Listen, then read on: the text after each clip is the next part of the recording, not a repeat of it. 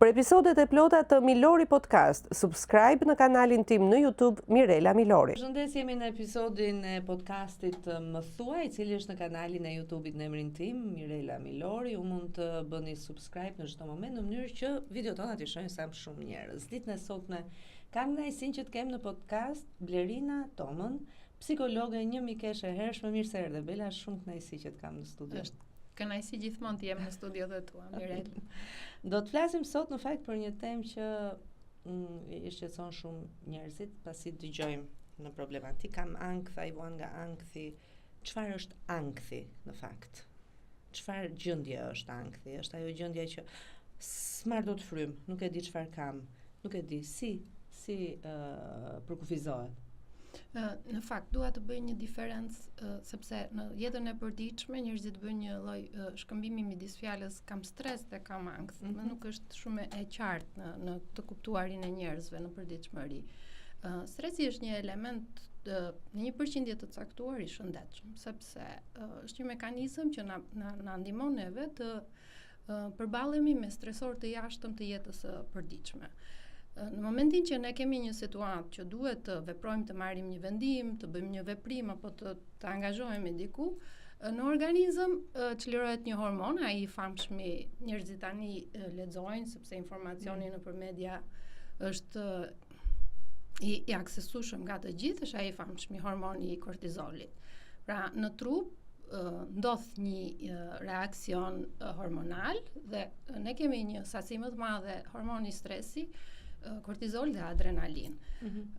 Në momentin që ne përballim situatën stresante ose kalojmë atë vështirësinë ose arrim ta bëjmë detyrën me të cilën jemi angazhuar, organizmi në mënyrë të mrekullueshme e sjell këto nivele hormonale në nivele të shëndetshme. Pra, ulet.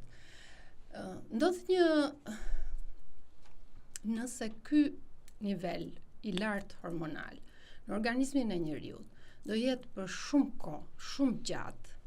Atëherë ne do futemi tek ai koncepti ankthit. Po dëgjoj shpesh për shembull se dua ta bëj të thjesht. Nuk flet natën, del gjumi kam ankth. Për shembull, po pse do del gjumi natën? Ka vuar nga pagjumësia. Çfarë ke? Se ç'kam një ankth. Ngrihem, më rre zemra shumë, kam ankth. Po pse ka ankth? Ke ndonjë problem? Jo, nuk e di, po truri se si punon. Çfarë ndodh tani? Në ndryshim nga situatat e stresit, ku në organizëm njerëzit ndjejnë një lloj tensioni, një lloj ndjenje alarmi, por janë të fokusuar me situatën, me detyrën që janë duke mbaruar. Në situatat e ankthit kemi një element që ndryshon.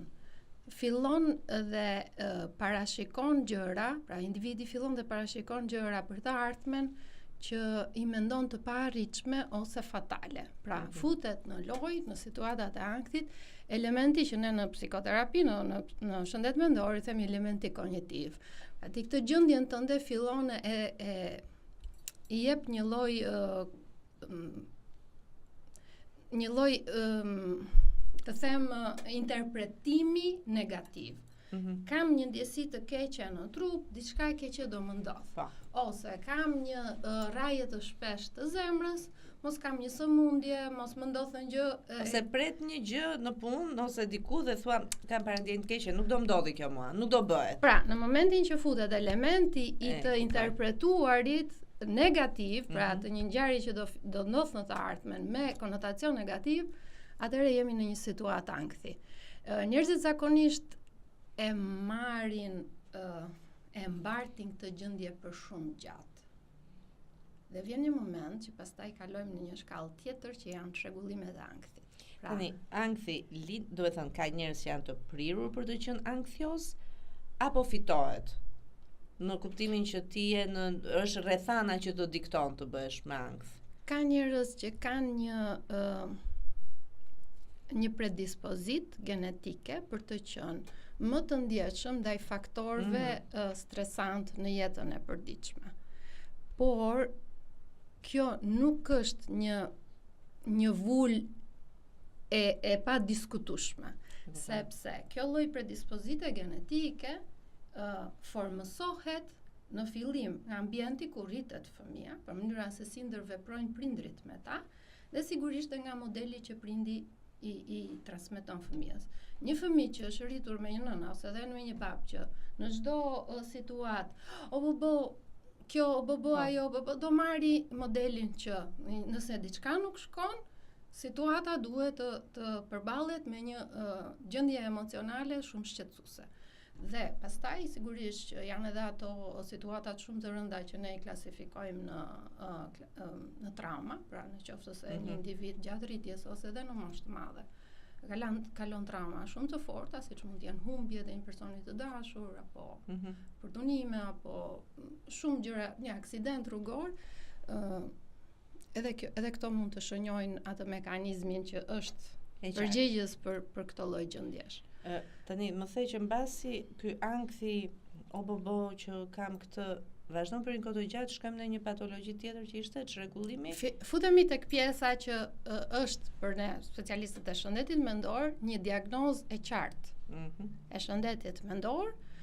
Aty pastaj ka një spektër diagnoza, siç mund të jetë çrregullimi i atakut të panikut, çrregullimi i ankthit të përgjithësuar, çrregullimi fobisë sociale, do të thënë është një larmishmëri diagnozash që në varësi të simptomatikës që shpreh personi edhe të disfunksionit që ka bërë në jetën e përditshme, ne arrim edhe të i vendosim emrin e saktë. E qartë. Ankthi kurohet me ilaçe apo vetëm me terapi? Atëherë Mirel,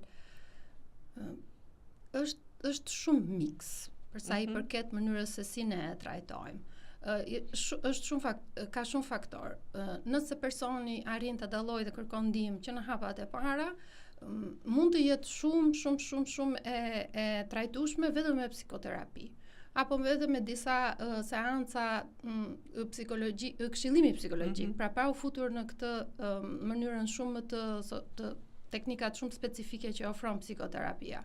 Sikurse edhe në rastet e trauma, pra kur shoqërohen me një gjendje shumë të fortë ankthi ose ataku paniku, mund na duhet që në hapat e para të trajtimit një trajtim medikamentoz plus psikoterapi. Është shumë edhe në zgjedhje të personit. Pra ka njerëz që vinë dhe thonë, aman të lutem, dua një ilaç, mjafton që të fle gjumë, mjafton që të kthehem jetës time të dikurshme, të kem ekuilibrat e mia, dhe nuk presin efektin e psikoterapisë, sepse dihet që psikoterapia do disa kohë që të fillojë të japi efekt.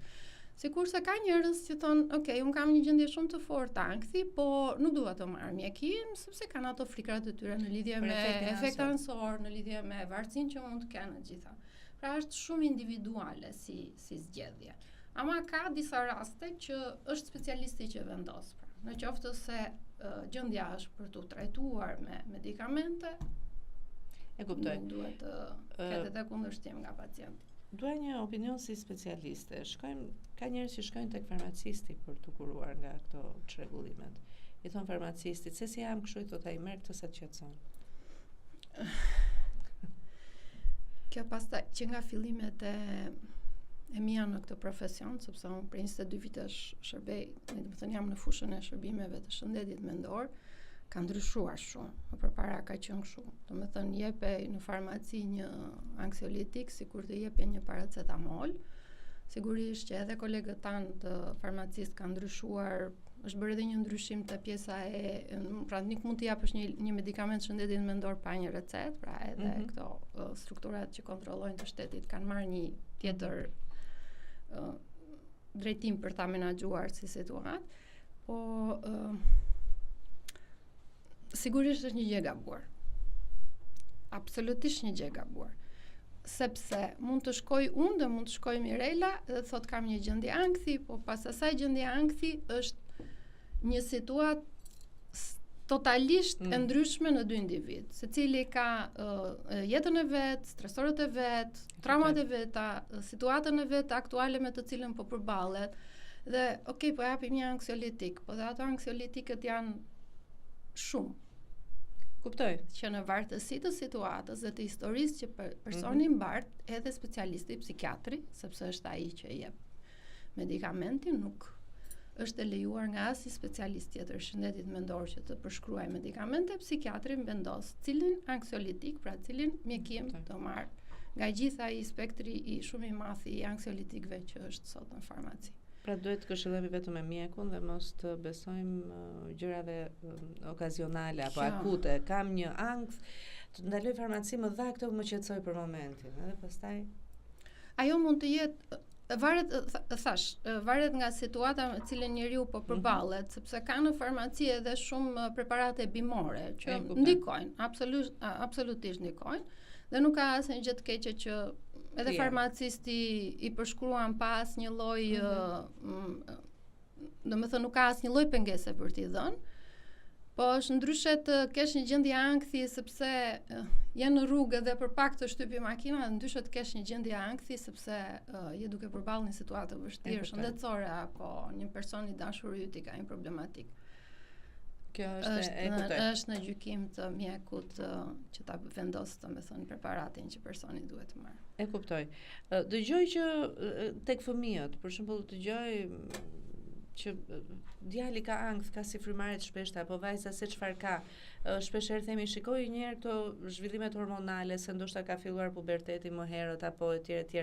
Të gjitha këto faza të rritjes shoqërohen me ankth dhe është normale, apo prindi duhet të kushtoj vëmendje në një moment caktuar kur diçka është më shumë se sa normale. Ja nuk e di kur duhet bëhet merak një prind, që fëmia nuk është se ka vetëm etapat hormonale apo të përballjeve në shkollë me një gjë që të gjithë mund ta kemi kaluar, por mund të ketë dhe simptoma qoftë të ankthit apo qoftë ndonjë problemi tjetër. Ti çrregullimi më madhor të shëndetit mendor. Një prind e një fëmijën e vet, unë e them gjithmonë, sa po futet në derën e shtëpisë, që nga mimikat e fytyrës e një fëmijën e vet, dhe nuk mund të gaboj instinkti i prindit për sa i përket një vështirësi emocionale që ka fëmia. Dhe nëse kjo gjendje është shumë e shtrirë në kohë, pra fëmia ka një periudhë shumë të gjatë me këtë lloj problematikash. Nëse ka filluar ti vështirësoj funksionimin, për shembull ngrihet në mëngjes dhe thotë unë nuk dua të shkoj në shkollë, një fëmijë që ka vajtur me shumë dëshirë, ose refuzon që të socializohet, ose ka një vështirësi me gjumin, një nga gjërat që ne e vlerësojmë që në seancën e parë është cilësia e gjumit. Pse? Sepse gjatë përditshmërisë, gjithsecili nga ne për shkak të pjesës racionale përpiqemi që ditën tonë ta bëjmë të funksionojë. Në gjumë, pjesa racionale është një gjë që brenda trurit nuk funksionon. Dhe gjithë ngarkesa që ne kemi marrë gjatë ditës ose gjatë një periudhe të caktuar, jep ato çrregullimet e gjumit. Pra ai famshmi hormoni i stresit në gjumë, unë i them gjithë pacientëve të mi, bën valle. Të zgjon nga gjumi, ëndra të këqija, një fëmijë mund të jetë shumë i lëvizur gjatë gjumit, çohet disa herë, kërkon ujë, pra janë disa shenja që janë shumë të pastra fizike që një prind nuk mund t'i gabojë në identifikimin e tyre. Pastaj sigurisht që nëse me fëmijën ke pasur një urë komunikimi dhe ai ndjet i lirshëm ta thotë edhe atë problemin që ka pasur me shoqet në shkollë ose me mësuesët, dhe ti je mbrapsht edhe atë interpretimin tënd, edhe atë mbështetjen tënde, edhe atë pjesën që shikon jam këtu për ty pa asnjë lloj kushti dhe do jem me ty. Të gjitha situatat e ankthit që mund të vinë edhe për shkak të ndryshimeve hormonale, për shembull gocat e kanë adoleshencë pak më të shprehur për shkak të ciklit. Dhe janë pak më të luhatura ndryshe nga çunat. Ajo situacionale, domethënë ajo gjendja situacionale 2-3 ditore e ankthit, për shkak të suportit që fëmia merr nga prindi, fillon të kthehet në normalitet. Nëse është shtrirë në shumë në kohë, pastaj është absolutisht një indikacion për të kërkuar ndihmë të specializuar. E kuptoj. Sa çon në paranojë ankthi? Një ankth i gjatë pastaj mund të çojë në paranojë, mund të çojë në ato gjendjet që për shembull ne hasim njerëz që thua po sikur nuk është ky realiteti, ndërton një realitet ndoshta të shkëputur. Ka të bëjë ankthi me këtë apo është një patologji tjetër kjo? Janë këto shkallët, sigurisht që ka një përshkallëzim. Asnjëherë nuk ka një problematik të shëndetit mendor që ndodh brenda natës. Pra ti ngrihesh në mëngjes dhe je totalisht i çekuilibruar nga parametrat psikoemocional. Ka një përqindje të caktuar të njerëzve që për shkak të këtij ankthit shumë të madh fillojnë dhe bëjnë një gjykim totalisht jo real të situatës. Kjo për shembull është një situatë, një indikator shumë i qartë për të filluar për të marrë medikamente, sepse është prishur një element shumë i rëndësishëm që është gjykuarit objektiv të situatave.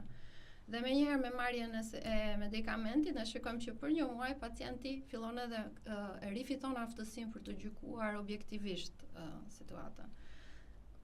Ndërkohë që ka një pjesë që është një paranojë që lidhet me problematika shumë madhore të shëndetit mendor, domethënë që nuk dua t'i cekim këtu sepse nuk dua edhe njerëzit të fillojnë të kenë frikë që shiko, jam në ankth, mos kaloj në paranoja, sepse shpeshherë ma keq interpretojnë këtë gjë.